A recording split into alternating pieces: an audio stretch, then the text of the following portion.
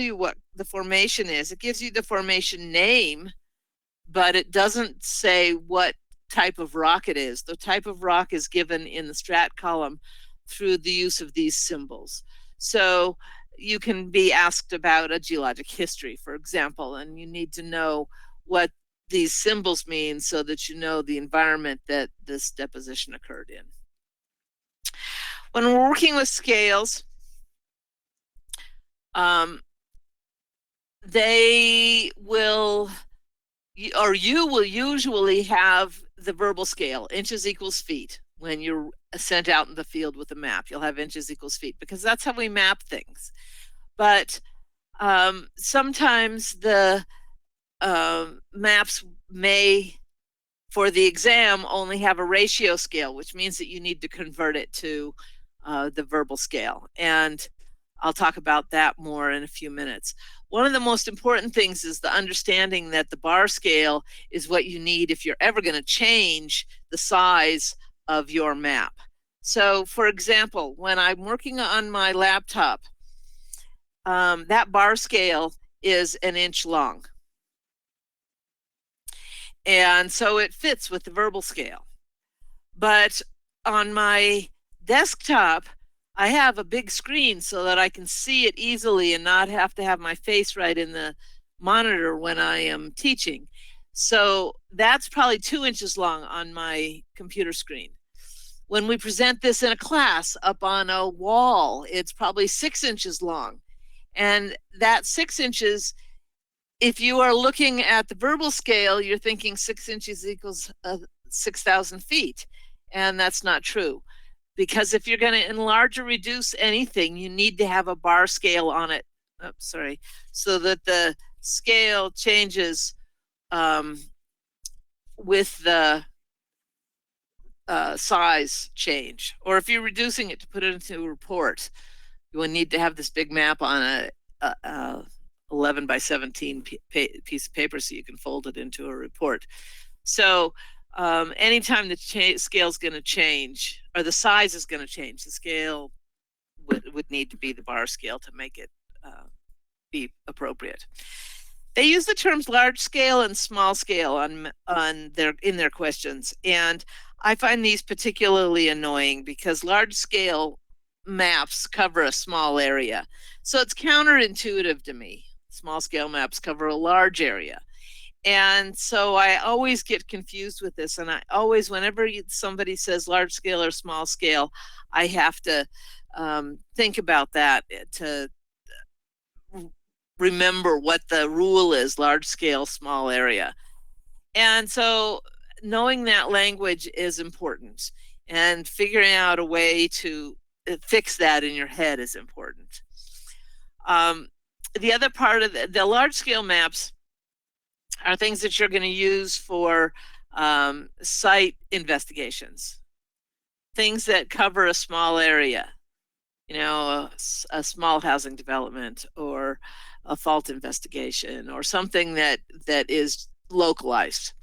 And those are going to be maps that are inch equals 100, inch equals 200, inch equals 500,000.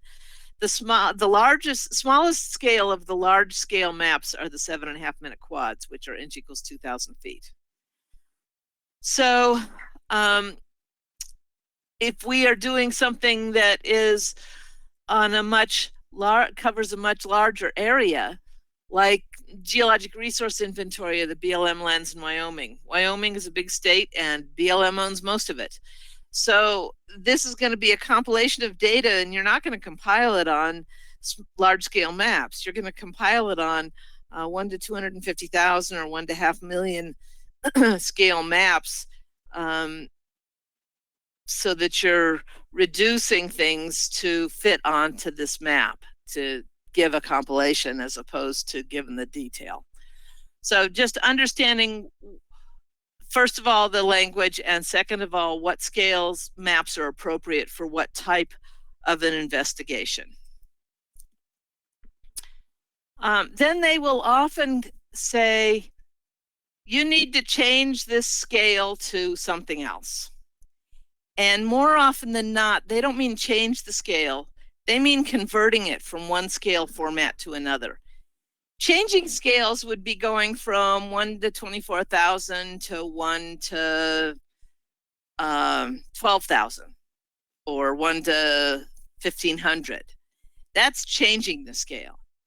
Converting the scale is taking it from the ratio scale to the inches equals feet scale. And so to do that, you need to be able to know the conversion factor of inches to feet. They aren't going to give that to you.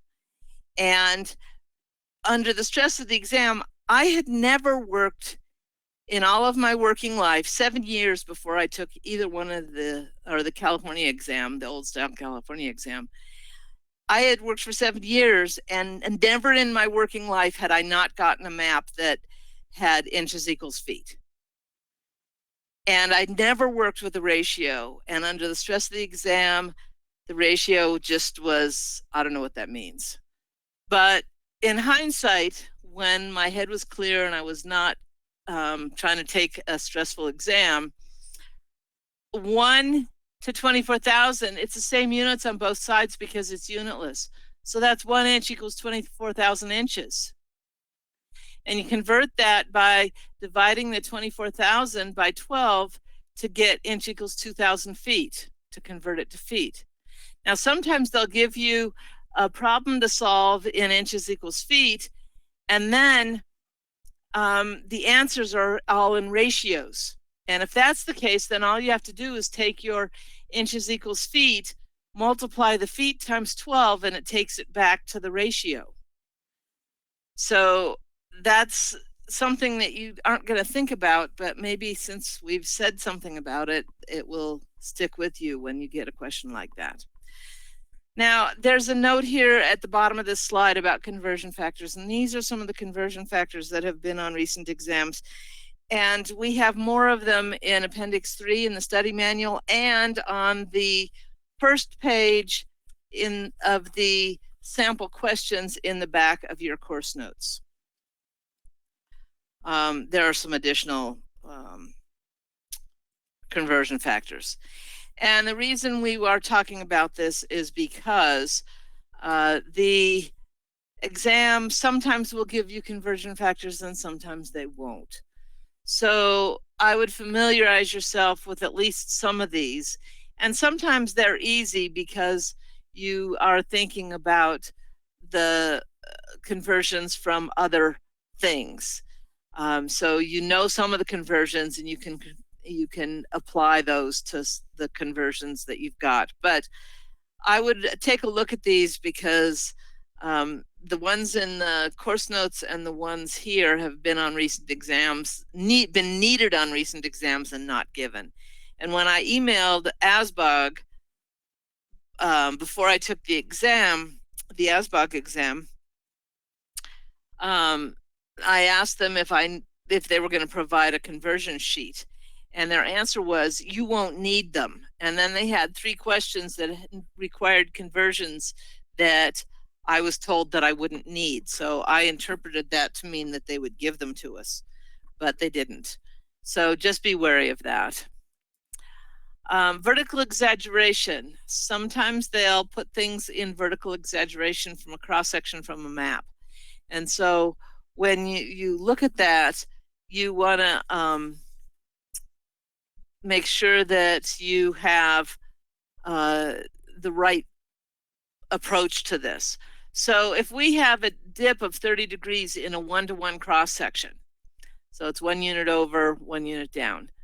If we have a map that has a 5 times exaggeration, for 1 unit over, if we project this over to the vertical, 5 times exaggeration is down 5 times that distance, and you get an exaggerated dip.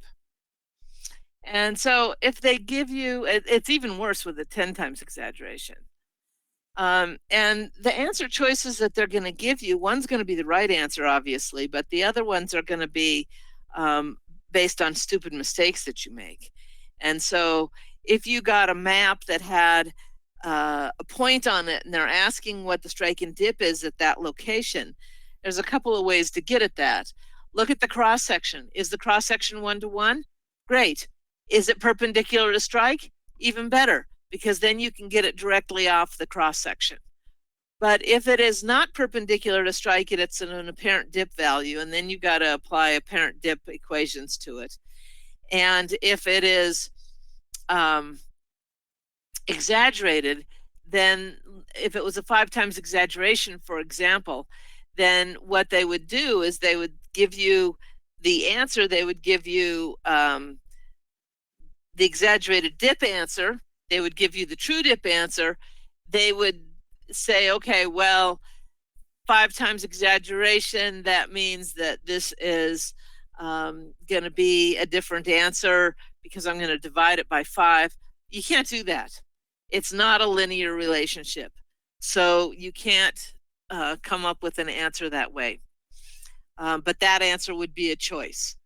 So be careful when you're working with cross sections that are associated with maps to make sure that it's not got an exaggeration to it.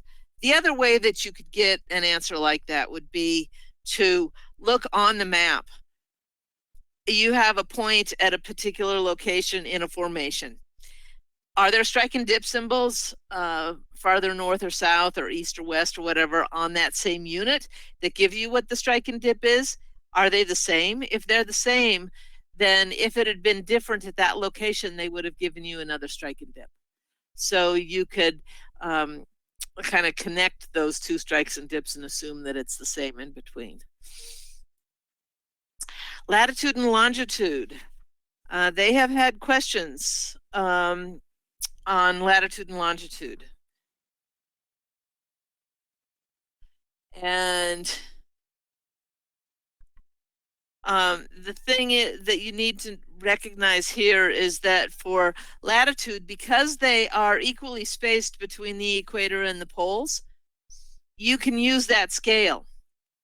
It's 1 degree equals about 70 miles, 1 minute is about a little over a mile, and 1 second is 101 feet, or about 100 feet. For the scale that you would be measuring, 100 feet's good enough. So I would know those and know that you can use latitude. Longitude's not so simple because they converge at the poles. And so at the equator, it's the same scale as the latitude, but as it's converging towards the poles, you can't. There are ways to make those conversions. You're not going to have to do that, but recognizing that latitude can be used anywhere and longitude you can't use easily without complication. Magnetic declination. Magnetic declination is constantly changing, and this is something that we need to always make corrections for when we are mapping, and because your compass is going to point at the magnetic declination value. And so the questions that you get here would be like, either put you in the office or put you in the field. If it puts you in the office, it means you can go to the NOAA website, which is a science website that is accurate. So go to that NOAA website, plug in the latitude and longitude, and it'll give you the current magnetic declination. If the question is assuming that you are in the field, then you need to assume that you can't call the office and you don't have internet. And so how do we do that? And this is a pretty low-tech answer. And this is something that we don't think about these days. When I was practicing geology, there was no internet back when I first started practicing geology, I should say. There was no internet. So I couldn't just go to the NOAA website to come up with this. But what we would have to do is we would have to determine it in the field, and it can be pretty accurately determined. You orient the map with the ground, so along a straight road or lining up distant planimetric features. You have to do this away from local magnetic interference. If you're right in front of the drill rig, the engine will set up a magnetic field. If you're under the power lines will set up a magnetic field and will mess with your north arrow. So once you've done that, the map has north on it, your compass is going to point at magnetic north. So the difference in angle between the north arrow that's on the map and the direction that your compass is pointing gives you that magnetic declination. And so then you can set your Brunton and do your field work. So just keep in mind where the question is putting you. Are you in the field or are you in the office? Because they're looking for two different kinds of answers that way. GPS. There has been an increase in GPS and GIS questions. And that is probably because we use those systems more. GPS is locating yourself, latitude, longitude, and altitude. And if you use these measurements over time, you can track movements, you can monitor the ozone layer, you can locate and monitor the expansion of oil spills. There's a whole lot of different things that you can do with it if you take a look at it over time. Now, there's an acronym at the bottom of the page there, WGS 84. That's the World Geodetic System, and that is the reference for the GPS broadcast orbits.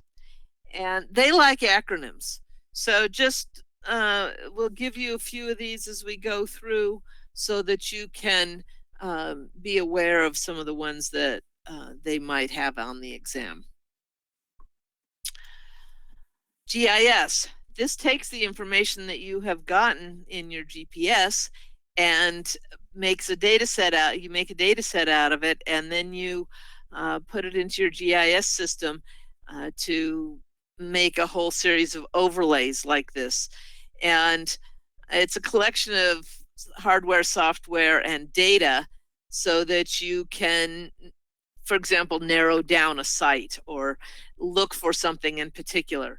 An example might be you have a site that you're looking at, and you have done the due diligence. You know that there's never been a dump or a gas station or landfill or whatever on this site. And you've taken some samples, and there's MTBE in the samples. Where did that come from? Well, MTBE was introduced into the gas in 1979 to replace lead, to keep us healthy. And that was a mistake because they discovered that MTBE was a problem as well. And we'll talk more about this later on. But this was never a gas station. So how are we going to find out where this came from? What's the source of this? Do we need to worry about this or not? So you'll ask the computer system to tell you where all the gas stations are that are within, say, a mile radius of your site. And up will pop all these gas stations. And then rocks and water only flow downhill, so you overlay the topography. You only need to worry about that stuff that's uphill. You have geology that has an impermeable bed that anything above that's going to be trapped by the bed above that. Anything below that is fair game for getting to your site. So overlay the geology. Above and below, meaning uphill or downhill. MTBE's only been in the gas for how long? Well, it was introduced in 1979 to replace lead.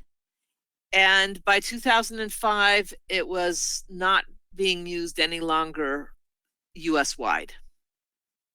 So we only need to worry about those gas stations that were open between 1979 and 2005, or landfills that might have taken gas waste in that period of time. If they were looking for a question, if it was a question about lead that was introduced through the gas, then it would be pre-1979. So we would ask to see only those gas stations that were open before 1979. MTBE, we'd be looking at gas stations that were open during that one little window. Someday we'll be looking for ethanol, and that will be, because they'll decide that's not good for us either. And so that will be anything after 2005. So it's just narrowing things down to help you to understand the situation.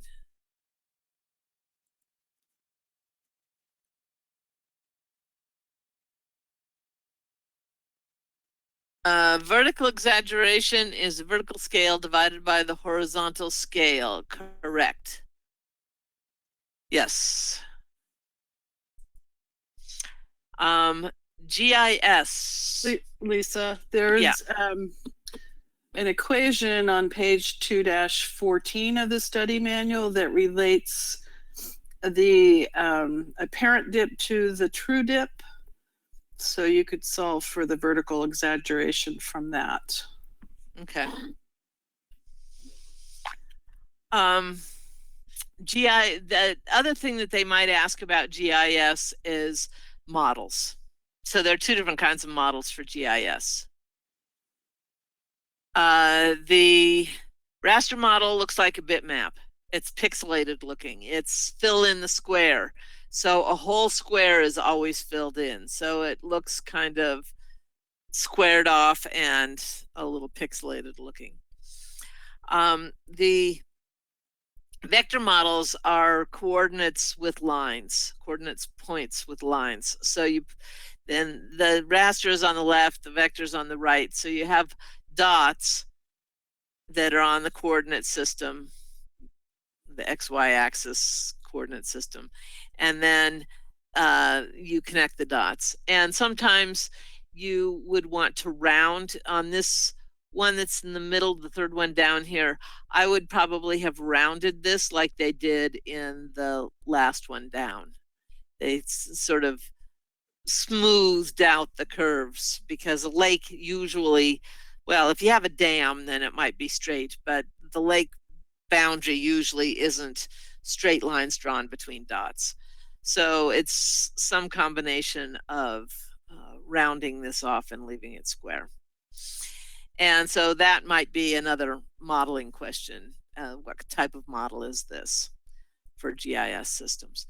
The North American datum, the reason we've included this is that they had this, I don't know if they still do, I haven't looked at the handbook in a while, but ASBOG's handbook is something that you should take a look at. They have a number of questions in there, and they think that that's all you need to study from for the exam. So because of that, it must be important. They think that anything that's in there is important. So they had a question about the NAD system, North American datum. The original one was put together in 1927. It was based on an ellipsoid from 1866, but we have a lot better satellite geodesy and remote sensing technologies now that are so much more precise that in 1983, they revised this. And it really didn't go into effect until 2009. The new ellipsoid is based on all this new, more precise information. But what you need to know from this is that if you're using the older maps that were done using the NAD 27, then you need to make sure that you update them to the NAD 83 system. North American vertical datum. Same sort of thing. They had original one was done in 1929. It was based on sea level that was measured throughout North America. There were 26 tide gauge stations. So West Pacific, this is for North America. So it would have been Arctic. It would have been Caribbean. It would have been the Atlantic, and they would have averaged those together. But there's a lot of them got damaged or destroyed, or there was ground movements, faults, uplift, that sort of thing. So what they did is they picked one single point in Quebec, Canada for the mean sea level, which means that the sea level is the Atlantic sea level and doesn't take into consideration that the Pacific and the Atlantic sea levels aren't the same, because if they were, then you wouldn't have to have locks to get through the Panama Canal. But they have changed it in 1988, and so it's just one point now. All right, we have every chapter except one, actually except two, the introduction and the chapter 4, geomorphology chapter, has structural geology, has key terms at the beginning. These key terms, for those of you that have been out of school for a while and are taking the FG, this will help you to understand these terms that you haven't used or thought about for at least 5 years if you're qualified to take the PG. So I would take a look at these. They're laid out so that you can cover one side and figure out what's under the other side either way. So you cover the terms and what's the definition, figure out what the term is from the definition, or vice versa, cover the definition and figure out what the term is. So we just use these or laid these out so that it can help you. The fundamentals exam has probably a dozen questions that are basically definitions. And so you want to make sure that you have some familiarity with some of these terms. While you're working with structural geology, if you're comfortable with the trigonometry, then go ahead and use it.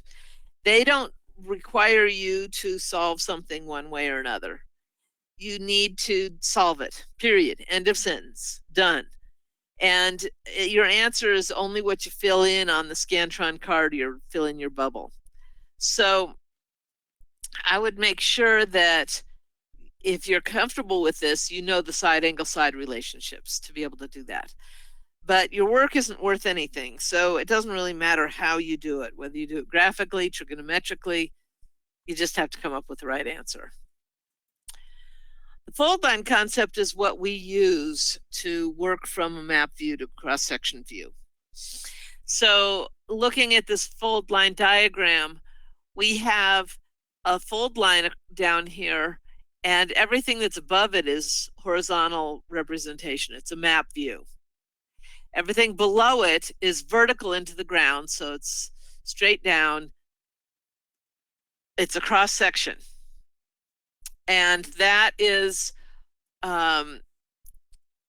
what you would see if you had excavated a trench along there. So it gives you this three-dimensional thing. From this, if you know what the strike is and your fold line is in the dip direction, you're going to have true dip in the subsurface in your cross section. Your fold line doesn't have to be perpendicular to strike. It can be any other direction. It doesn't really matter. But if it's in any of these other directions, then it's going to be a apparent dip in your cross section. And I'm going to explain something once here so that we can use it later on in a minute. If you are within 20 degrees of dip, the apparent dip value is going to be really close to what the true dip value is, within a couple of degrees. If you're really close to strike, your apparent dip value is going to be really small, like 1 or 2 degrees. It's this 50 degrees in the middle where it changes the fastest, and you'll see this in our model in the next slide. And we will use this relationship to explain a problem in a few minutes. So here's my apparent dip model. The horizontal plane, which is this representation here, is a map view. In real life, that map view would have squiggly lines all over it that represent the topography, because the topography is the elevation of the ground dropped vertically down to make a whole series of lines that represent those elevations. And we all should be comfortable working with topographic maps. This grayed out surface is a bed or a fault or any other planar feature. Dike, whatever. Anyway, let's just call it a bed for the purposes of what we're doing. So strike is defined as points of equal elevation. So everywhere my horizontal plane intersects my bed, that will be my strike. Strike direction, strike line, whatever.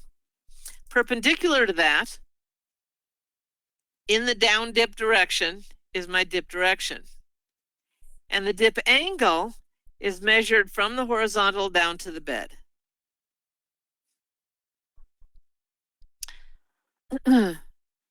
Okay, now apparent dips are found in any direction other than the dip direction. So as we move away from the dip direction to another orientation, that will be an apparent dip value. Again, it's measured from the horizontal down to the bed, and it will always be smaller than the true dip. And the apparent dip angle gets smaller and smaller as it's getting closer and closer to strike. This is a perspective drawing, so it is a little bit misleading, but just take my word for it. It gets smaller and smaller as we get closer and closer to strike. So then we have two different directions for any given apparent dip value.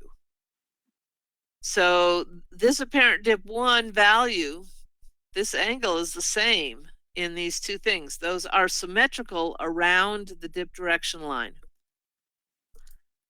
Same with these. Apparent dip angle is going to be the same in both of these that are symmetrical around the dip direction line. And what you end up with is that there's a whole series of strike lines that match up with each one of these on the bed. So the depth to the bed on any of these strike lines will be the same for the same apparent dip value. It's just they're in two different directions. Okay, so these are the purple lines are the elevations on the bed. They're a series of strike lines, or you can call them structure contours. And they can be projected vertically to the map view, just like the topography is projected vertically. These are being projected up, topography is projected down. So we got a whole lot of squiggly lines on our surface, and we can project any one of these elevations up to the surface vertically. So this is a 90-degree angle here, straight up to the surface, to perpendicular from a horizontal plane at the surface, or representative at the surface. The spacing between these lines is going to be the same for a uniformly dipping bed, which they're not going to give you an undulating bed or anything like that. And so when we project all those go up to the surface. The dashed lines are on the bed, the solid lines are projected to the surface. So we have this whole series of parallel lines that represent the elevations that are of the bed underneath them. Now, we're not going to have to do this on the exam, but if you have an intersection of a structure contour that has the same elevation as the topographic contour, there'll be an outcrop at that point of a contact, for example. And you can connect the dots when you find those points where they are the same, connect the dots and draw the outcrop pattern in the map view using that. So we're not going to have to do that, but understanding that is important to being able to work backwards with that, which you'll see in a minute.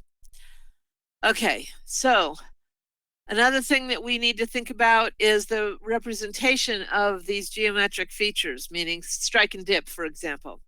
So strike and dip is, in the US, we use north something east, north something west for strike, and then a comma and the dip angle and the direction that it's dipping.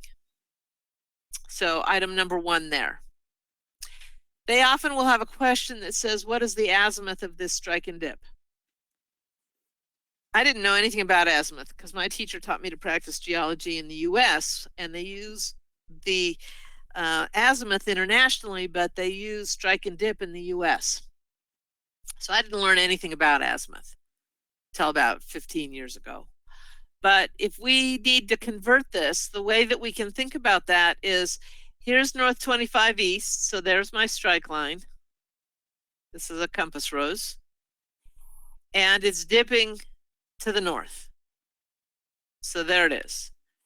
But if we're trying to figure out what the azimuth is here, if I would have initially, prior to learning about this, I would have just said, oh, well, that's 25 for the azimuth direction, because it's given as north 25 east. But the thing about azimuth is you have to use the right-hand rule. So if I'm facing north, dip is down on my right-hand side, which means it's to the south, and this is a north value. So it can't be that direction. You have to go around all the way to the other end of the strike line through the compass rose to get your 205. And when I am turned around facing that direction, to the right is to the north, northwest. Now, one thing that would be a giveaway is that if this said 25, 15, then that isn't going to be the appropriate way that you lay the azimuth out.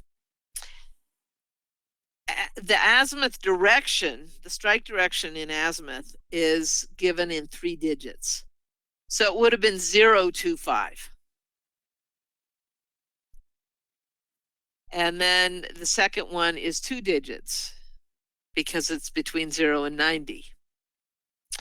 So for dips. So it would be 205, 15. 205 is the direction you'd be facing when dip is to the north, and the 15 is in that direction that we get from using the right-hand rule. Okay, so item 3 is dip and dip direction, given in the way we do it in North America. This is for lines, this is bearing and plunge of lines, this is apparent dip directions are given this way.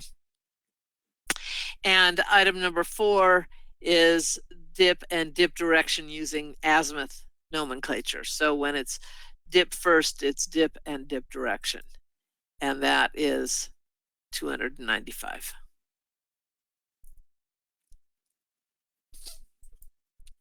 Okay, so let's figure out what the strike and dip is. This is a plane.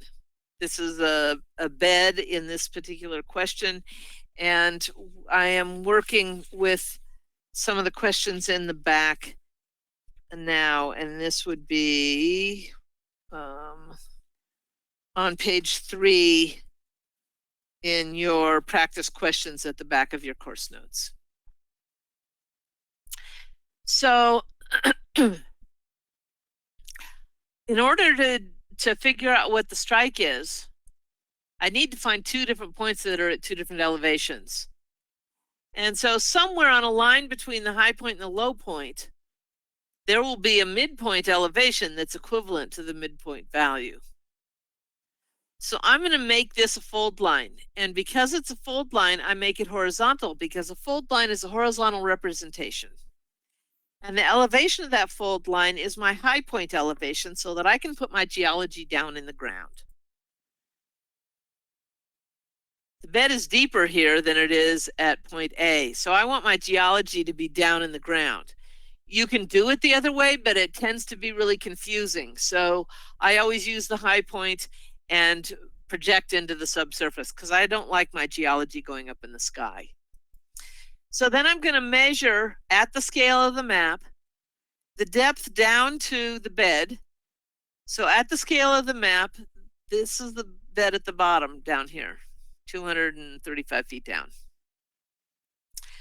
While I'm measuring this, I'm also going to put the midpoint elevation, because I need to find a point that's equivalent to that to be able to come up with 2 points that are representative of the midpoint elevation, so I have a strike line. So I can connect the high point and the low point now, and there's my bed in the subsurface.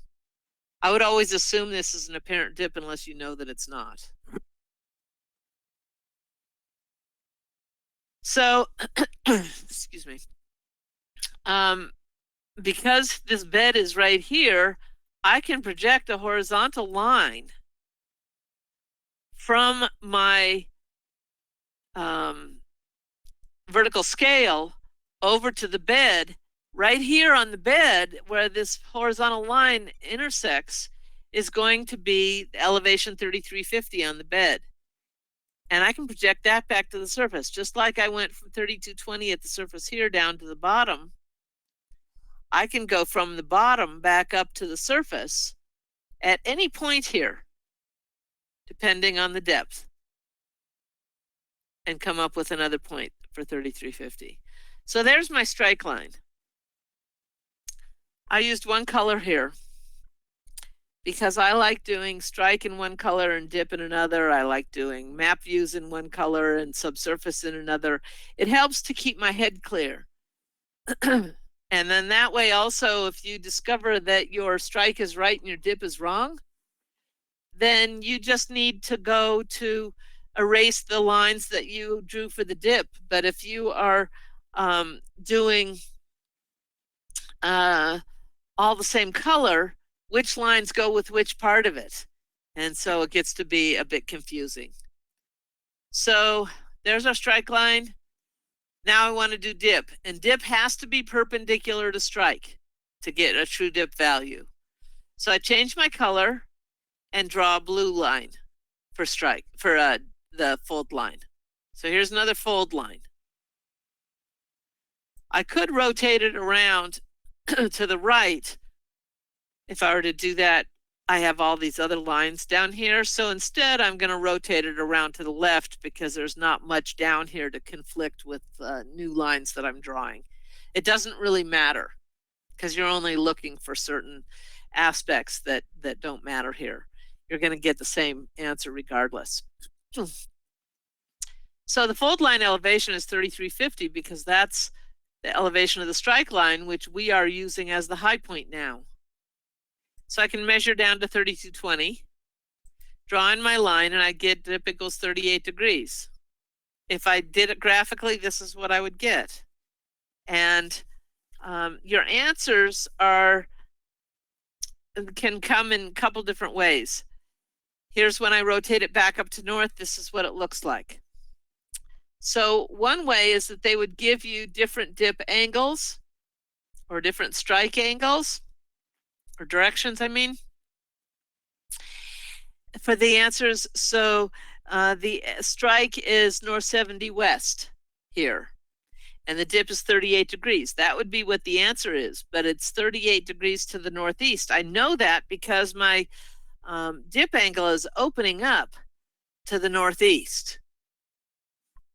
So this is the dip direction perpendicular to strike, and it's in the down dip direction, so this angle is opening up in that direction, so it's northeast.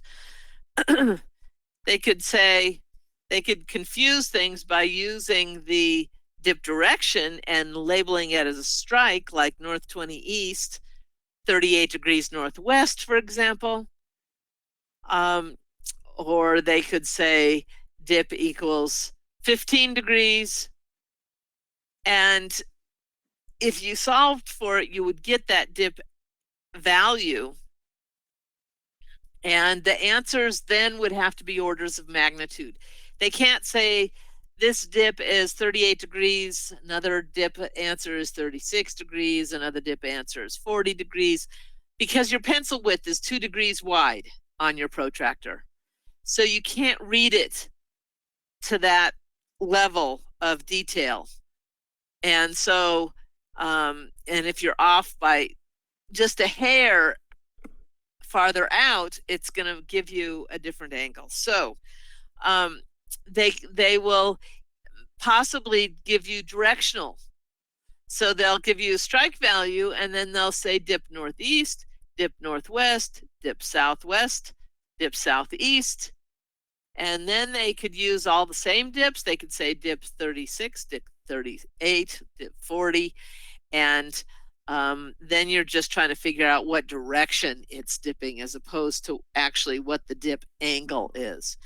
And one way to think about this, and this is certainly a good way to check things if you have solved for it graphically, is that if you look at the elevations of the bed, it's high in the south it's medium in the west, and it's low in the northeast. So it's going to be dipping to the northeast.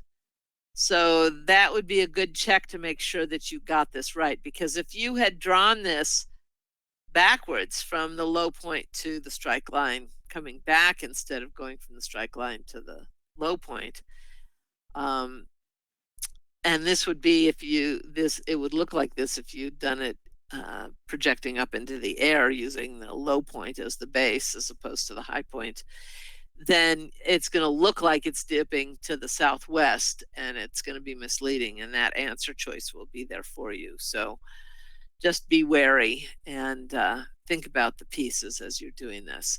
So all of these steps are pretty much drawn out in your course notes, and the problem is on page 3 in your practice quizzes section of the course notes. Okay, so now we're going to determine what the strike and dip is from an outcrop pattern. And this is working backwards, like from the apparent dip model that I showed you a little bit earlier, the 3-dimensional projection model. So there's a lot of lines on here, and they tend to get a little bit confusing because they there's 3 different outcrop patterns, there's 2 different contours, there usually are a lot more, so there's more lines.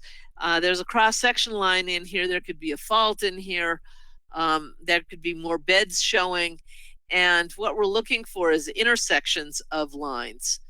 And in order to do that, it's pretty helpful to color a bed in. So if I color X in, I can tell at a glance where the topography intersects those contacts. And the other thing that I like to do here is that a lot of times you can get an answer very quickly using rule of V's. And so I need the V's and the valleys. So where are the valleys? Well, if there aren't very many topographic contours labeled, or they're labeled way over on the edge of the map and all your data is on another part of the map, then you're following lines around and it gets really confusing, and the ridges look just like the valleys in reverse. So which ones are the ridges and which ones are the valleys? Well, I put a stream in the bottom of the valley if there isn't one already there, because that helps me to keep that clear. Okay, so this line shouldn't be here yet.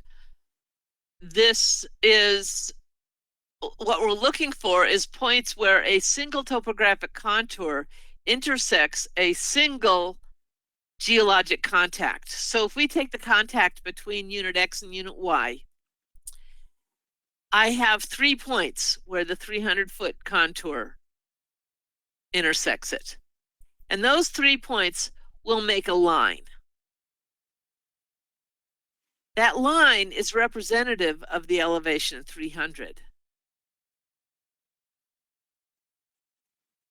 The 400-foot contours can be repeated for any contours that we have here.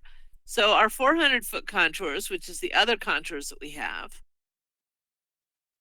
intersecting with the 400-foot contour and the same contact, gives us another line. That's another strike line. So we have 2 strike lines now here. One's the 400-foot strike line and the other one's the 300-foot strike line. And from this, we can figure out what the direction of the strike is very easily. We don't have to go any further unless they're asking what the value of it is. And so it's going to be from the high point to the low point, so it's going to be dipping to the northwest. If it asks us for the value of dip, you can calculate it using trigonometry.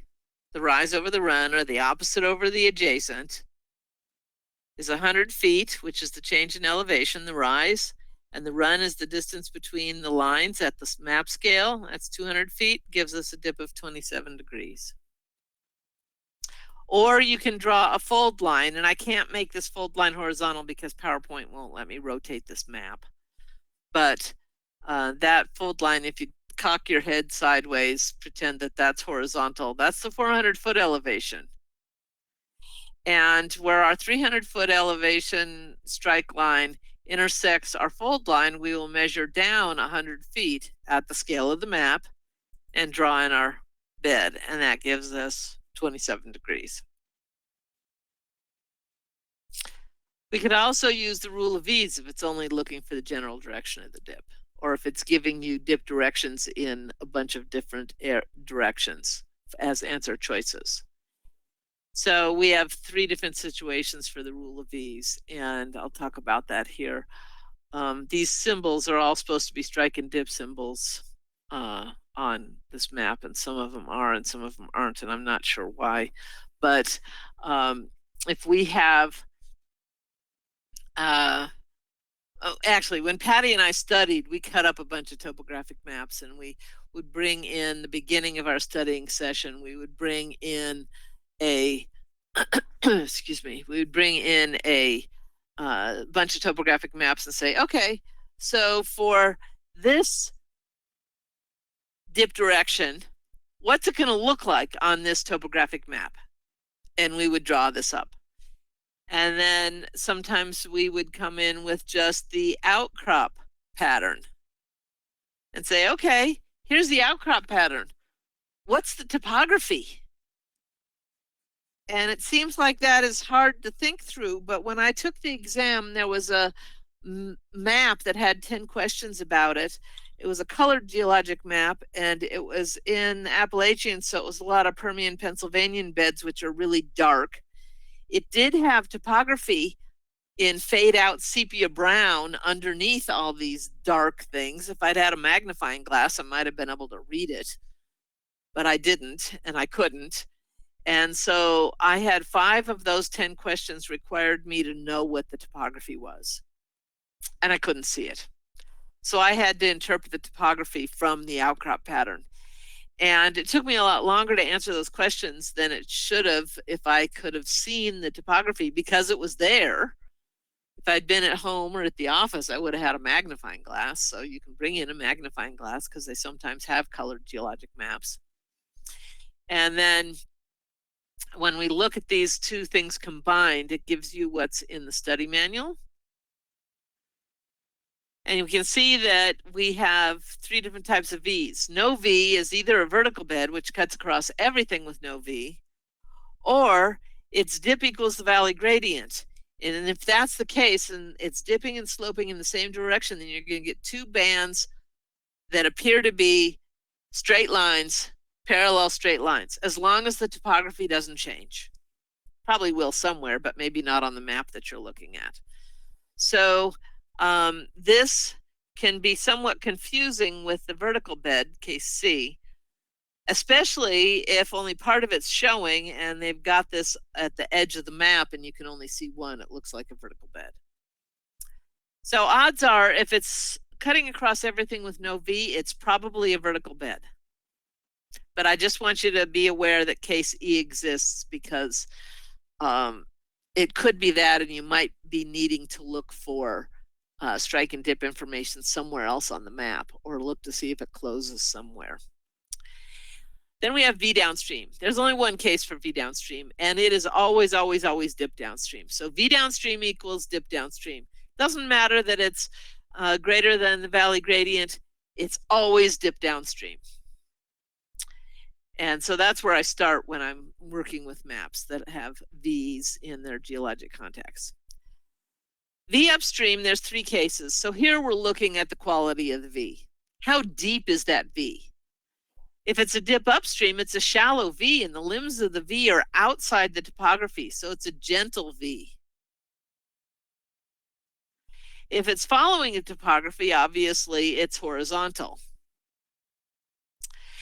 If it's dip downstream less than the valley gradient, then excuse me, then it is a deeper V and the limbs are inside the topography.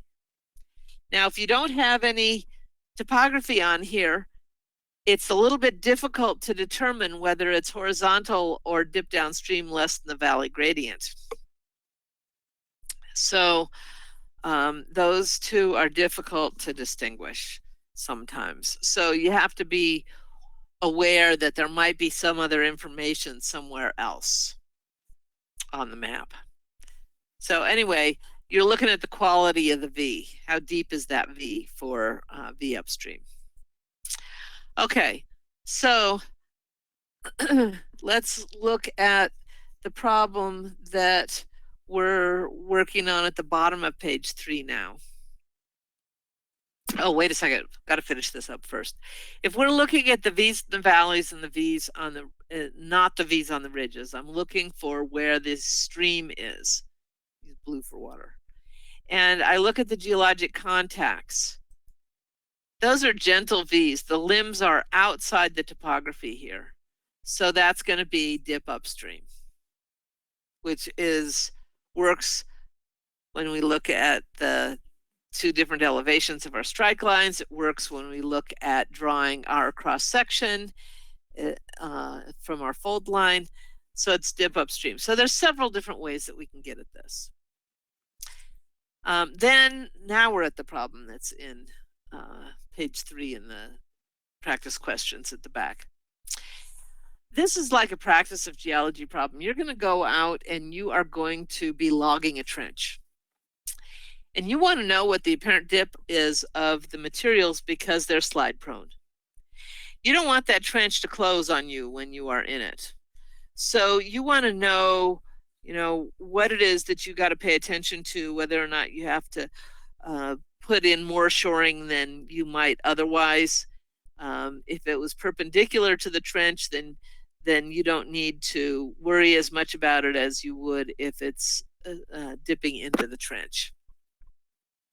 You don't want that to collapse. People die in trenches, and you don't want that to happen to you. So the easiest way to do this is by StereoNet, but they won't allow you to bring a StereoNet in. And so, and if they provide one, which they did when I took the exam, but it was in the back of the book, that was back when I could actually bring a StereoNet in, but they gave you one in the back of your booklet that didn't have a pin or an overlay, so basically couldn't be used. So I'm not going to talk about the StereoNet. You can also do it graphically, the apparent dips graphically, but that can be a long, involved process that would take me all day to explain it to you, and it's not worth it for one problem, and you still probably wouldn't understand it. So the first equation that I would pay attention to is this: tangent to the apparent dip equals tangent of dip sine of beta. Well, we already know what dip is because we calculated that a few slides back. So that's 27 degrees. We're looking for beta. What is beta? Beta is the interior angle, the lesser angle between the apparent dip direction, which is your trench alignment, and strike. So that's 73 degrees. That gives us an apparent dip of 26. That's pretty close to 27. Now, when we look at where dip is perpendicular to strike, that's the true dip direction. This is 20 degrees from that direction. So your answer choices are going to be one that is right, so 26 degrees, one that is bigger than dip, which doesn't happen ever. So that's a throwaway answer, because apparent dip is always less than true dip. So that's a throwaway. That leaves us with 3 answers. One of them is the right one. One of them would be as if it was within a few degrees of strike, so it'd be a small number, 1, 2, 3 degrees, something like that. And then one of them is going to be halfway in between where the dip changes the fastest. So say 15 degrees. And so in this particular case, you could almost figure out what that, or you could figure out what that answer is going to be based on the fact that the trench alignment is very close to within 20 degrees of the true dip direction. Because your choices are 45, 26, 15, and 3. So that's kind of a shortcut, and it certainly would be a check. Okay, thickness and depth. Thickness and depth, there's an equation here that you could use.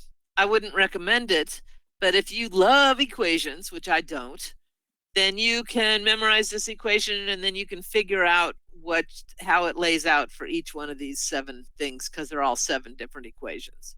Basically, it's thickness equals W, outcrop width, so that's the width that shows up on the slope, times sine of some relationship between the slope and the dip, and that relationship is based on what the orientation is with the slope and the dip. If it's a horizontal bed, if it's a vertical bed, if it's dip with the slope into the slope, or if it's dip with the slope out of the slope. And odds are you will remember the wrong equation. The graphical methods are actually preferred, and this is true of depth too. The graphical methods are preferred. So let's take a look at how we would do the graphical methods here. I'm looking at a map view, and I have to figure out what the thickness of that bed is. And so I am going to draw a cross section, because a cross section perpendicular to strike will give me the thickness of the bed. So I'll do a traverse that's perpendicular to the top and the bottom of the bed. So it's perpendicular to strike. And so I've got my traverse length distance, and we always want to be drawing our cross section looking north, because if you're drawing a cross section looking south, then west dips dip east and east dips dip west, and it gets confusing.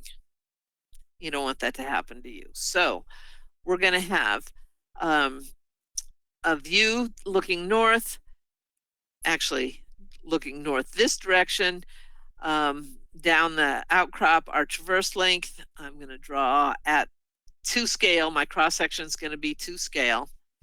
There's my traverse length. At one end is the outcrop of the bottom at 2,500. At the other end, up of 1,000 feet, is the outcrop at the top. And I measure my dip from a horizontal reference line. So I measure my dip angle, which is 25 degrees down. If I have a rolling ruler or parallel glider or triangles so that I can draw parallel lines, I can just roll it down or slide it down until I get to the bottom and I've got the bed in between. If I don't have that, it is allowed equipment. So I would recommend it because it saves some time. If I don't have that, I've got to take that point where the outcrop is at the bottom of the bed and draw a dip angle in again. Anyway, in between those 2 lines, top to the bed, bottom of the bed, so thickness is perpendicular to the top and the bottom of the bed, and I'm done. If I want to use one of the equations, I still have to figure out what the outcrop width is, and I have to figure out what the slope angle is, and then I have to remember which equation it is that it goes with. So this had to be drawn to scale to get the thickness, doing it my way. And it also needs to be drawn to scale to get the outcrop pattern and the slope angle. So you might as well stop when you've finished this part, because you don't need to go this far to do that. So that it's easier to do it graphically that way. Okay, depth is sort of the same thing. In this case, let's make this like a practice of geology type question, where we have a drill rig sitting up on a hillside, and we are looking to figure out where this gray stippled stuff is. That gray stippled stuff is chert. Chert sucks the core. It's brittle. It breaks off in angular pieces. It jams up in the core barrel. You're lucky if you get 6 inches at a time. So you've been drilling along through sandstone and you get 10 feet of core and it's only broken in 3 places. And then all of a sudden you're in chert and it jams up every 6 inches. So if you're doing a budget for this project, you need to budget the time for the driller and you need to budget the time for the geologist. And it's going to take a lot longer to trip in and out of the hole all the pipe stem to get those 6-inch segments of the chert, because it keeps blocking it off. Chert also tends to shear off the diamonds off of the diamond bit. And so it's just nasty all around, and it pisses off the drillers and they start throwing wrenches, so stand back. So I got to do a budget for this, because if I don't account for the fact that it takes 10 times longer, or actually 20 times longer, to drill the chert than it does everything else, then you need to account for that if you know how much chert you're actually going to be coring. So here's my drill rig. Here's the contact with the chert in the map view. Again, looking north. So I draw a traverse length from my drill rig, which is sitting up at 1570, and my contact, which is down at 1500. Here's my contact at this end, and my drill rig is 70 feet up, sitting on the hillside. So most people will draw on the ground surface just so that it makes it an easier to interpret cross-section instead of just a bunch of lines, but you don't need to. The outcrop of the contact is at the bottom end. So here's where I'm going to measure my dip angle. And this is perpendicular to strike, so it's true dip. I don't have to calculate apparent dips. So there's my chert. How long before I'm going to get there? I'm drilling from here. I just keep going down. There's my depth. And then I'm in trouble down here because things are going to start to get difficult. Let's do this one more time just as a review. Only this time it's dipping in the other direction. So the drill rig's at X, outcrop is at one end, ground elevation of the drill rig is at 1570. There's my ground surface. Only now I'm measuring dip the other direction. So when I measure the dip the other direction, 25 degrees, here's my chert now, and the depth down to the chert is much shallower. So these cross sections don't take too long to draw, and the answers are going to be orders of magnitude because you can't get it exactly precisely because of pencil widths. The computer did the calculations for the real answers, and you can't come up with that much detail rushing under the stress of the exam. So orders of magnitude are going to be helpful here. Okay, another thing that I want to point out to you is that this question is at the top of page 4. A lot of times, they will give you way more information than you need. And you have to read through all that information, so it takes a long time, and it's annoying because you don't need all that information. But when you're taking an exam like this, people tend to think that they need to use all the information that's given to them. And so you start applying all the information to a graphic that you're drawing for it, and you don't need to do that. You just need to use some of it. And this is the perfect example here, because when I look at this, I've got unit A found at the top of at location X. Location X is also where we have a borehole. And so we have a bed here, and it's dipping 40 degrees to the west. So I've got a horizontal reference line, measure down 40 degrees to the west, and draw on the top of my bed.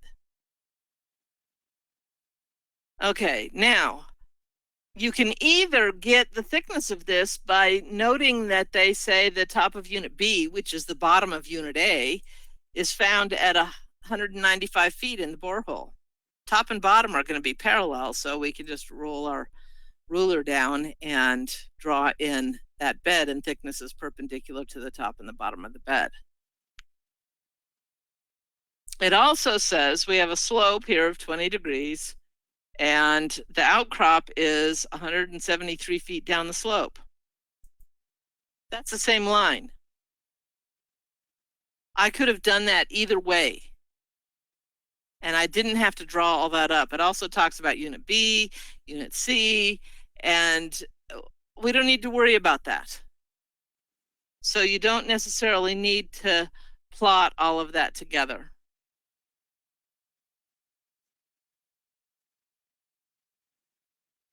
Yeah, so there we go. Then we have top of beds. When you're looking at this diagram in the study manual, you should be thinking about which way is up, because that's a simple question from this. What is that feature that's shown? How did it form? What's its origin? Give me a geologic history of this cross-section. And these are the lithologic symbols. This is graded bedding. Big stuff at the bottom, small stuff at the top, overlain by shale. Cross bedding. So looking at this, think about what these units are and how it could have formed. What's the geologic history of each of these? So those are the kinds of things that you can apply to any kind of cross-section or map for that matter. So as you're looking at these diagrams, think about that. Unconformities. There are three basic types of unconformity. An angular unconformity is the one that's most obvious because it has beds that are dipping one way that are truncated and overlain by beds that are dipping another way. And you look at them out here in the Southwest where there's no plants, you can see all the geology showing. You can see those clear as day in the hillsides when you have them. A nonconformity is a older, that's keyword, older igneous body that is eroded and overlain by younger sediments. They will often have a question saying, what kind of contact is this? And if this igneous body was younger, then it would be an intrusive contact and not a nonconformity. It's just a nonconformity when the bed is older. And you need to know geologic time scale oftentimes for these kind of questions because they will use the geologic time scale descriptions to date these beds so you understand the relationship. Now, an intrusive body would ordinarily have a metamorphic rind or a baked zone around it, depending on how big the intrusion was. If it was a small intrusion and it was on a small scale map, meaning it covers a large area, then the scale of the map might be such that you really can't see that thin baked zone that's around it. And so that would make this a little bit more difficult to interpret. So you'd have to look at the ages there. And then we have paraconformity. This is where the beds above, the unconformity, and the beds below are all parallel. A disconformity is just a special kind of paraconformity, and this means that the beds above and the beds below are parallel, and the unconformity itself is not, because we've got channels or we've got slopes or something in there. So it's an irregular unconformable surface with parallel beds above and below. All right, now this diagram's in your book, and when I interpret geologic maps, I use my hands. There's something they can't take away from me, so I always have them with me, and I look at a map and I hump up my knuckles and put my fingertips and wrists down to make anticlines. I put my fingertips and wrists up and my knuckles down to make synclines. I can put a piece of paper in between my hands and move vertically or horizontally for faults. Obliques are a little bit more difficult, but can still do that to some degree. And that's how I interpret maps. And when I took the exam, I did that, and then I tucked a piece of paper underneath my chin and I projected it through approximately where it would go through for the map view that they'd given me to be able to interpret it. People looked at me like I was nuts, but you know what? I don't care because I passed. So we'll just leave it at that. But Patty wasn't able to do that so well. So what we did was we created these fault block diagrams to give you a situation where you can draw a whole lot of different things on these. So you're free to copy this page and use this to draw a bunch of different situations if you can't do the hand jive to make the geology pop up for you. And so we'll give you a couple of examples or misinterpreted, and then we'll give you some clarity in the next problem. If we have a vertical fault and we have a dipping bed, all right, that's fine. We uplift the northern block. Here's our diagram with the bed showing. Okay, now we're going to erode this away so that we're back down to a planar surface, and what we have is something that looks like a right lateral strike slip fault. Sometimes you can fill in the sides of your block diagram to figure out what's going on, but sometimes not. And in this particular case, you can't. Now, why is it right lateral? Or why does it look like it's right lateral, I should say, because it isn't. I had uplift. I didn't have any horizontal movement. If I'm standing on one side and looking across to the other side is moved to the right. Doesn't matter which side you stand on. The other side looks like it's moved to the right. But this was not strike slip movement. This was vertical. And people would look at this fault and go, oh, well, that's a vertical fault, so it's got to be strike slip. But there are normal and reverse faults that are very close to being vertical, so close that you wouldn't necessarily be able to distinguish it.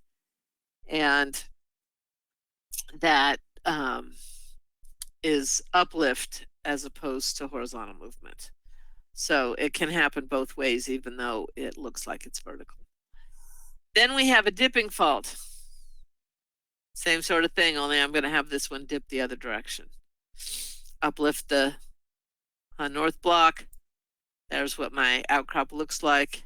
And when I erode it back down to the planar surface, this map view is going to look like this. And that looks like left lateral, but it's still just vertical movement. The strike slip, same sort of thing. Here's my bed. Only in this case, this one's not in your book, so it's a little bit more straightforward. These are the ones that tend to be confusing because they look like strike slip movement, but there was no strike slip movement that occurred. So here's my bed, and when I offset it, I'm moving right lateral movement of the northern block. It looks the same as my vertical fault did. So that can be hard to interpret. And we'll talk about that with this next problem that we have. All right, so in your course notes on page 4 in the practice questions section, we have this big map, and it's all geology. It's no topography. I think that they think that we only work with geologic maps with no topography because it's pretty typical for you not to get topography or not to be able to read topography in the case of the story that I told you a little bit earlier. The other thing that they will tend to do is take this map and cover it about 2/3 of the way with alluvium. So not only are you interpreting an incomplete map, you're interpreting it without topography, and half of it, 2/3 of it's covered with alluvium, so you're interpreting it blind, which makes things a little bit more difficult. So we're going to work with this map. Typically what you'll have is a big long story with a map with 10 questions that cover every field of geology. After we're done with this series of questions, which are all about map interpretation, because that's what we're working on right now, then we will talk about how to address those kinds of questions where you have a big story and a big map that is incomplete and partially covered. So here's our map, just geology, no topography. We have several questions. It would be questions number 11 through 16, 11 through 16 about this map. And these are all map interpretation questions. The questions typically cover all the fields of geology. So we're just using this as a teaching tool to address some of these other map interpretation parts. The first question says, what geologic law is used to determine the relative ages of the faults? Well, there's a whole series of geologic laws. They could ask about any of them, so you should be familiar with them. This particular question is using cross-cutting relationships. The eastern fault cuts through Q. Oops. And the western fault is cut by Q. So the law of cross-cutting relationships says the younger feature cuts through the older feature. So that means that the eastern fault is younger than the western fault. So the question could have just been, which fault's older? And leave it at that. And then you have to use that law to finish, to answer that. The next question has a statement at the beginning about a synclinal axis downslope of B. That has nothing to do with the question. It's just one of those cases of superfluous information. They're asking what direction the slope is facing and whether or not it's steep. How do we tell if it's steep? There's no topography. So that's kind of a frustration sometimes. But we can think about this by figuring out which way it's facing first by looking at the streams. Generally speaking, the V's at the confluences of the streams point downstream. This isn't true in areas where you have captured streams, but that's an unusual circumstance, and you want to follow the KISS rule for this exam. Keep it simple. So the V's point downstream. There we are. So the slope is towards the northwest because that's the direction the streams are flowing. I'm not talking about the V's on the geologic contacts. I'm talking about where the streams come together, the confluences of the streams. So it's sloping to the west. Is it steep? How do we tell? There's no topography. Well, now we have to use the drainage patterns. And this is kind of a giveaway. And there's two situations here. One is where we have no lithologic or structural control, and the other is where we do have lithologic and structural control. So what do I mean by that? Well, lithologic control basically means some of these units are more easily eroded than others. And it'll tend to follow that formation that's more easily eroded. Structural control means we have joints or faults or folds, anticlines and synclines, that might control how this is being drained. So let's start with where we have no lithologic or structural control. When we have meandering streams like the first upper left block, that indicates flat terrain. You fly across the central part of the United States where it's pretty flat, everything is meandering. So that is relatively easy to determine. Flat terrain. When it gets really steep, where you have recent episodes of uplift, the water tends to flow straight downhill. It wants to get to the bottom of the hill as fast as it can. And so it's not going to say, oh, well, where is that other stream? I'm going to go look for that other stream. It's going to go straight downhill when it rains hard. So we get parallel drainages. See a lot of these in the mountainous regions. When you have a circular feature that's relatively steep, like a cone or a dome, you'll get radial, which is basically parallel around a circular feature. When it has a moderate slope, that's when we tend to get the dendritic patterns. So those are the three basic patterns. We also can get braided streams, and these occur when you have alternating wet and dry periods.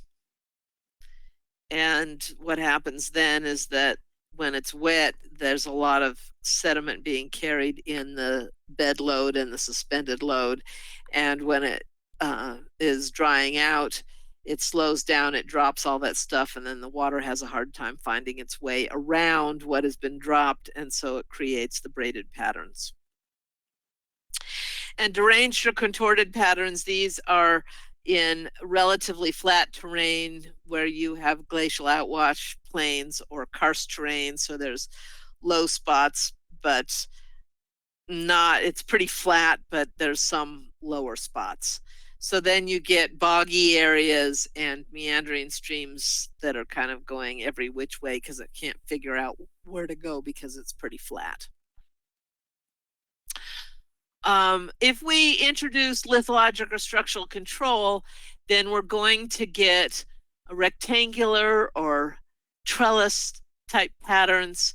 And when you apply that to a circular feature, you're going to get the annular pattern that goes with that.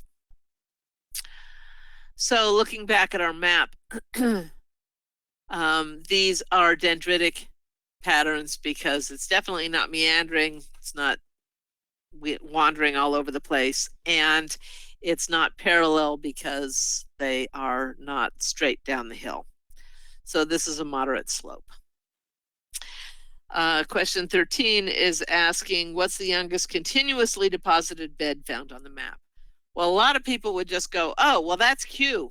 Q's vertical, it's cutting across everything. And so that makes, except for the Eastern Fault, so that makes it the youngest. You have to read your question. It didn't say what's the youngest bed. It said what's the youngest continuously deposited bed. So be careful about reading your question. Continuously deposited would be one of these A, B, C, D. So the other three, D, C, and A choices, which one's oldest? Well, if you can do the hand jive, then you can simulate these beds and figure out what that is. But we need to figure out what the dip is, and is this continuous throughout? And I'm only going to be looking at the top part of this map. The bottom part is much more complicated, and I don't need to look at it to answer this question. So I'm only going to be working with part of this. So I'm trying to figure out what the strike and dip is so that I can figure out which way these beds are dipping to figure out what's youngest. And if I look at the V's, using rule of V's here, V downstream is where I'm going to start always, because V downstream is dip downstream. So I put in all my V downstream for these units that are in the northern half of the map. Then I look at the V's upstream. Are they deep V's or are they shallow V's? Looks pretty shallow to me. The shallow V's mean dip upstream. If this was horizontal or dip downstream less than the valley gradient, then it would be a much deeper V. And it's not. It's a shallow V. So what that means is that this is dip upstream. And what I can see from these dips facing one another means that I have a fold in here, and it is dipping towards each other. That means that it is a syncline. And when I follow up here, I have dips away from one another, which means that that is an anticline. And I can finish labeling these units because there's repetition of beds. So I have A, B, C, D, and then at the axis, we always get this repetition of beds on the other side of the axis of the fold. So that's C, B, A, and then I have another fold axis, so that's going to be B in the northwest corner. If it was asking what unit is in the northwest corner, it would be B. So there's this thing that I have always remembered, and it's kind of a mnemonic kind of thing. There's a Y in young, and there's a Y in syncline. So the youngest beds are found in the center of the syncline. Now I could get this using the hand jive, because when I make my hands be the beds, I can see that it's piling up, but I can also use the young is in the center of the syncline, which means that D is the younger bed out of this list of 4 beds here. What kind of feature are you going to see if these anticlines and synclines were plunging? Well, if you have a plunging anticline or syncline, you get closure at one end. And there's some sort of rule, which I can't ever remember. But the easy way for me to do this is, which way is this plunging? I have my strike and dip symbols that are going away from one another from the axis of the fold because it's an anticline. I can put some more strike and dip symbols until I get around to the end, and that shows me the direction that it's plunging. So I don't have to remember any silly rules that my teacher came up with in college because I don't remember them. So syncline, same sort of thing, only this time it's dipping into the axis. And again, when we get to the end, when we take all our dip symbols around, it shows you the direction that it's plunging. We don't have any closure on this map, so it doesn't really matter. This question doesn't have anything to do with the map. It's just a general question. And then what kind of evidence do we have to determine whether the eastern fault, which is this one over here, that is dipping, by the way, because it's got these on it, it's not vertical, is it normal, reverse, or strike slip? Well, it's not strike slip, even though it looks like it is. We have A intersecting the fault, looks like about 3,000 feet of horizontal movement, and then there's A on the other side. But that can't be strike slip movement because of two things. One is that it intersects Q. Q is vertical, has no V's on it. It intersects Q, and Q is not offset. The fault is younger than Q, but Q is not offset, so it can't be strike slip. The other line of evidence here is that strike slip faults are always vertical, or they are so close to vertical that you wouldn't get V's on the contact, on the fault. And there are V's on this fault, which means that it's dipping. And they are shallow V's, so it's dipping upstream. Okay, so that rules out strike slip. So this means that this is one of those block diagrams that I drew with the offset because of vertical movement. Okay, so now I have to figure out whether it's normal or reverse. Is the hanging wall moving up, or is the hanging wall moving down? So I'm going to draw a cross section.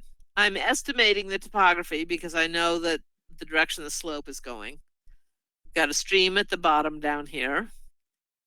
I've got a linear valley because faults tend to break up the rocks, creating valleys.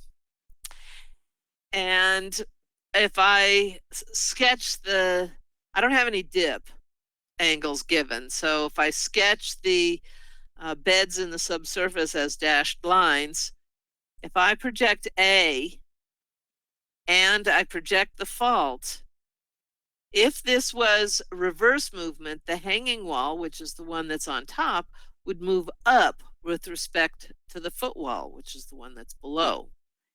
And if that were the case, A would be out here, eroded away, we wouldn't see it on the other side. And it's not. We find it down here. So that means that the hanging wall has dropped down with respect to the footwall, so this is a normal fault. The last question about this is, it's asking if unit A is Permian, what's the most likely age of unit D? Okay, so now we need to know the geologic time scale. And you need to know them in order. You don't necessarily need to know all the dates. I would pick a few key dates that have pertinence to them, but basically you don't need to know the dates. But you need to know them in order. So when I was in school, my teacher, this kind of dates me here, but my teacher said for the Paleozoic, it's Peter, Paul, and Mary die slowly of cancer. Okay, that's Permian, Pennsylvania, Mississippian, Devonian, Silurian, Ordovician, Cambrian. So that was easy for me to remember because of that jingle. For me, the Mesozoic was always pretty easy too, because everybody, even all the 4-year-olds, know that the dinosaurs died out at the end of the Cretaceous. And that is a distinct boundary for us, 65 million years. The Mesozoic also is alphabetical going down. So Cretaceous, J, Jurassic, T, Triassic. So that helps to remember that order. And then the Cenozoic is Tertiary and Quaternary. And that's divided up into epochs that you probably should know. Also, Holocene, Pleistocene for the Quaternary. That boundary is the definition of active faulting. And then we have Pliocene, Miocene, Oligocene, Eocene, Paleocene. Paleo being the oldest. And if you want to come up with some sort of a jingle for that, you can do that too. Patty made one up that is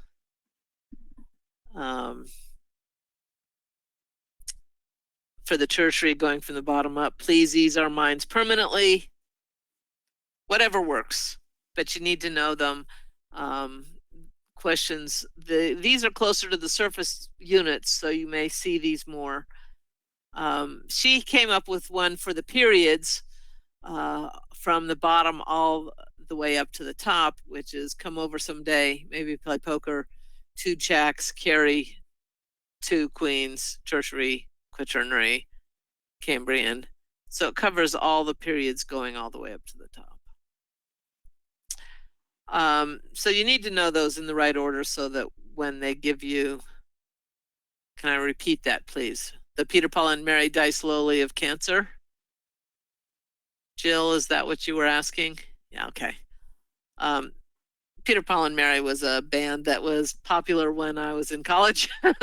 So it was pertinent to that time. And I don't know how many of them are alive now, and I don't know whether they died of cancer, but that gives you something to remember that from.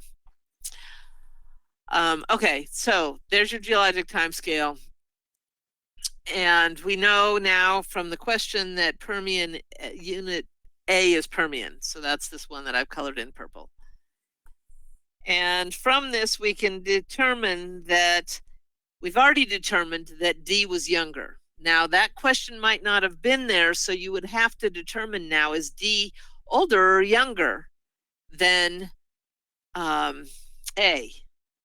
So you might have had to do what we did a couple slides back before you can get the relative age. Is it older or younger? But once you've done that, and we've already done that, so we know that Devonian and Silurian are not possible answers because those are both older. And it's pretty common for there to be 2 answers that you can throw out right away, and then 2 answers that you're picking from. Eeny, meeny, miny, mo from 2 answers gives you, you've already thrown out 2 of them, so it gives you a 75% chance of being right.